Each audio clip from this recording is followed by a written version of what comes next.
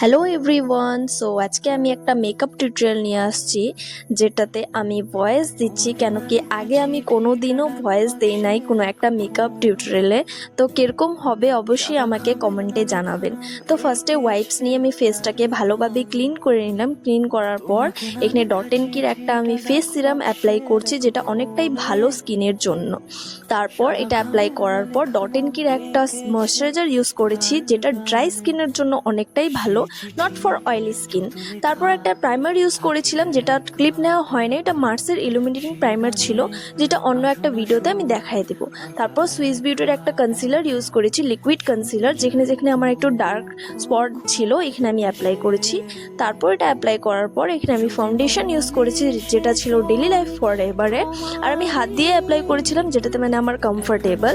তো foundation apply করার পর এখানে মার্সের আমি একটা লিকুইড কনসিলার হাইলাইট করার জন্য অ্যাপ্লাই করেছিলাম, যেটা অনেকটাই ভালো। আমার যেখানে যেখানে মনে হচ্ছে হাইলাইট করলে ভালো লাগবে ওইখানে আমি করেছি।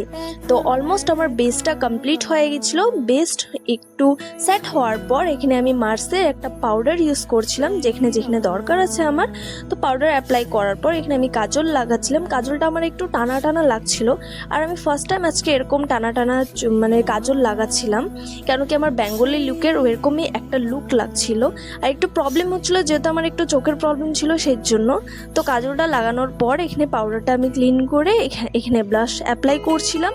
তো ব্লাশ অ্যাপ্লাই করার পর এখানে আমি মার্সের একটা মাস্কারা ইউজ করছিলাম, যেটা অনেকটাই হাই ভলিউম, মানে আইল্যাশ না লাগাইলেও চলবে, এতটা একটা হাই ভলিউম দেয়, অনেকটাই ভালো।